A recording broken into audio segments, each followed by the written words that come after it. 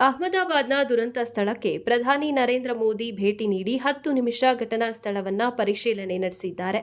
ವಿಮಾನದ ಇಂಧನವು ದುರ್ಘಟನಾ ಸ್ಥಳದಲ್ಲಿ ಸೋರಿಕೆಯಾಗಿದೆ. ಇದರಿಂದ ಯಾವುದಾದರೂ ದುರ್ಘಟನೆ ಸಂಭವಿಸುವ ಅನುಮಾನ ಇದೆ.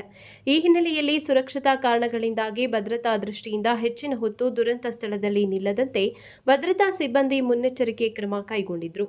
ಹೀಗಾಗಿ ಪ್ರಧಾನಿ ಮೋದಿ 10 ನಿಮಿಷಗಳ ಕಾಲ ಘಟನಾ ಸ್ಥಳವನ್ನು ಪರಿಶೀಲಿಸಿ ಹಿಂತಿರುಗಿದ್ದಾರೆ. ಘಟನಾ ಸ್ಥಳ ಪರಿಶೀಲನೆ ನಡೆಸಿದ ಬೆನ್ನಲ್ಲೇ ಪ್ರಧಾನಿ ನರೇಂದ್ರ ಮೋದಿ ಸಿವಿಲ್ ಆಸ್ಪತ್ರೆಗೂ ಭೇಟಿ ನೀಡಿ ಗಾಯಾಳುಗಳ ಆರೋಗ್ಯ ವಿಚಾರಿಸಿದ್ರು. ಅಹಮದಾಬಾದ್ನಲ್ಲಿ ನಡೆದ ಏರ್ ಇಂಡಿಯಾ ದುರಂತದಲ್ಲಿ ಪ್ರಯಾಣಿಕರು, ಸಿಬ್ಬಂದಿ ಹಾಗೂ ಮೆಡಿಕಲ್ ಕಾಲೇಜಿನ ವಿದ್ಯಾರ್ಥಿಗಳು ಸೇರಿ ಒಟ್ಟು 265 ಜನರು ಜೀವ ಕಳೆದುಕೊಂಡಿದ್ದಾರೆ. ಆದರೆ ವಿಮಾನದಲ್ಲಿದ್ದ ಓರ್ವ ವ್ಯಕ್ತಿ, ಹಾಸ್ಟೆಲ್ನಲ್ಲಿದ್ದ ಉಳಿದ ವಿದ್ಯಾರ್ಥಿಗಳು ಗಾಯಗೊಂಡಿದ್ದು, ಅವರಿಗೆಲ್ಲ ಸಿವಿಲ್ ಆಸ್ಪತ್ರೆಯಲ್ಲಿ ಚಿಕಿತ್ಸೆ ನೀಡಲಾಗುತ್ತಿದೆ. ಈ ಹಿನ್ನೆಲೆಯಲ್ಲಿ ಪ್ರಧಾನಿ ನರೇಂದ್ರ ಮೋದಿ ಆಸ್ಪತ್ರೆಗೆ ಭೇಟಿ ನೀಡಿ ಗಾಯಾಳುಗಳ ಆರೋಗ್ಯ ವಿಚಾರಿಸಿದ್ದಾರೆ. ಅಂದಹಾಗೆ ವಿಮಾನದಲ್ಲಿ ಒಟ್ಟು 242 ಪ್ರಯಾಣಿಕರು ಇದ್ದರು.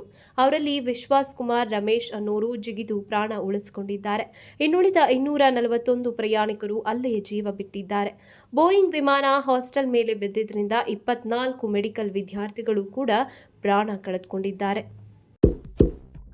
ಇಂತಹ ಇನ್ನಷ್ಟು ವಿಡಿಯೋಗಳಿಗಾಗಿ ಲೈಕ್ ಮಾಡಿ, ಫಾಲೋ ಮಾಡಿ, ಶೇರ್ ಮಾಡಿ.